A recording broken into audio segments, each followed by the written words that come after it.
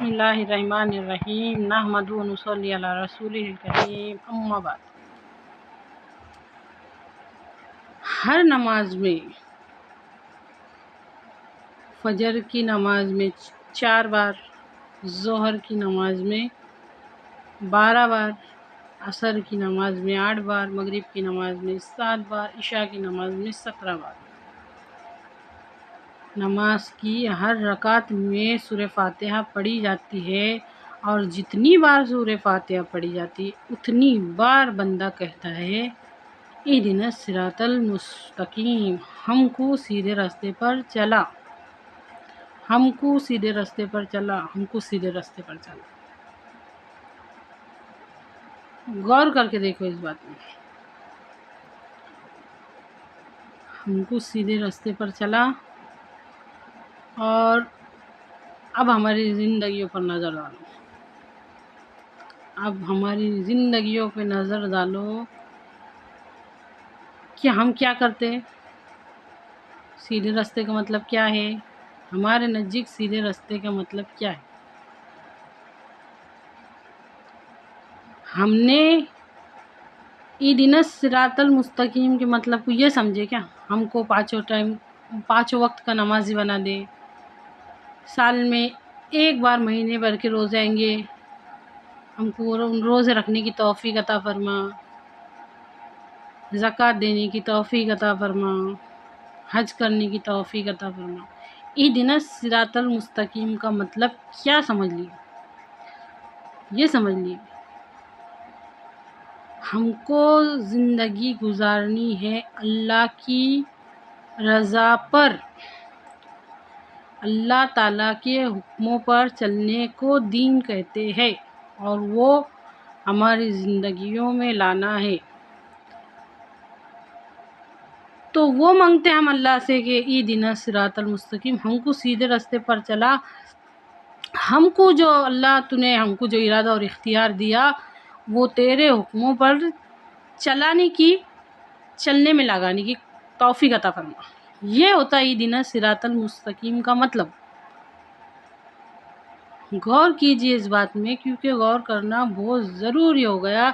ضمیر دن پہ دن مرتے چلے جا رہے، روح بیدار نہیں ہو رہی، بات سمجھ میں آ رہی نہیں۔ اہدنا الصراط المستقیم کا آپ لوگ مطلب کیا سمجھتے ہیں؟ یا اللہ مجھے 5 وقت کا نمازی بنا دے، یا اللہ مجھے سال میں ایک بار مہینے بھر کے روزے رکھنے کی توفیق عطا فرما، یہ سمجھتے ہیں؟ یا اللہ مجھے زکوٰۃ دینے والا بنا دے، یا اللہ مجھے حج کرنے والا بنا دے۔ 5 ارکان میں تو صرف یہ رہتا۔ اہدنا الصراط المستقیم کا مطلب اتنا بڑا ہے کہ اے اللہ تو نے جو ارادہ اور اختیار بنانے کی طاقت دیا، اور تو نے جو اختیار مجھے دیا، مجھے تو طاقت پاور دی، تو وہ تیرے حکموں پر چلنے کی توفیق عطا فرما، چلانے کی توفیق عطا فرما۔ یہ ہے وہ بات جو ہمارے سمجھ میں نہیں آ رہی، یا پھر ہم سمجھنا نہیں چاہتے۔ اچھی طرح سے سمجھیے اس بات کو، یہ بہت مشکل نہیں ہے، اس سے کہیں زیادہ مشکل ہم ہماری زندگی میں گتھی الجھا رہے ہیں، لیکن ہم یہ آسان سی بات کو سمجھنا نہیں چاہتے کہ اللہ رب العزت نے جو ہم کو ارادہ بنانے کی طاقت دی ہے اور اس کے اوپر عمل کرنے کی طاقت دی ہے، وہ ہم کو اللہ کے حکموں پر چلنے میں لگانی ہے، اور نبی کریم صلی اللہ علیہ وسلم کے طریقے پر چلنے میں لگانی ہے۔ اگر ہم نے اہدنا الصراط المستقیم کا مطلب یہ لینا شروع کر دیے تو ہمارے گھروں میں جو قرآن پڑھیلا ہے اس پہ دھول نہیں چڑھیں گی، ہمارے گھروں میں جو حدیثوں کی کتابیں پڑھی لی ہے اس پہ دھول نہیں چڑھیں گی، اس کے بعد دین وہ سانچے میں ڈھلنا شروع ہو جائے گا، ہمارے ارادے میں اور ہمارے اختیار میں دین آنا شروع ہو جائے گا، جیسا کہ صحابہ رضی اللہ عنہ کی زندگیوں میں آیا تھا۔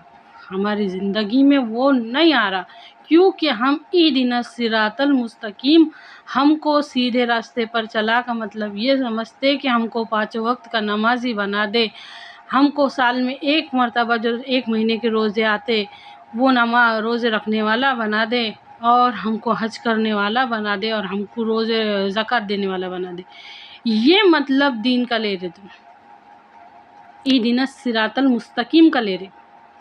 اچھی طرح سے غور کرو اور اپنے بند ذہنوں کے تالوں کو کھولو، کیونکہ ہدایت صرف ہمارے واسطے، ہماری اولاد تک بھی یہ پیغام پہنچنا بہت ضروری ہے۔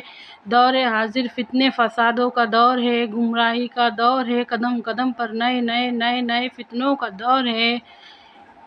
سمجھیے، اچھی طرح سے سمجھیے۔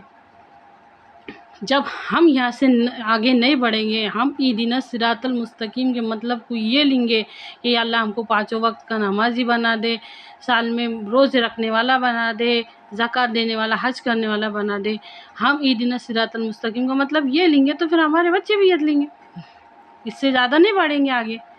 اچھی طرح سے سمجھیے، اور پھر یہ کس منہ سے دعا کریں گے کہ یا اللہ قیامت تک کیا آنے والی نسلوں کو دین پہ چلا۔ اچھی طرح سے غور کیجیے اس بات میں، اور میری باتوں کو جہاں تک ہو سکے شیئر کیجیے۔ اللہ کہنے سننے سے زیادہ عمل کی توفیق دے۔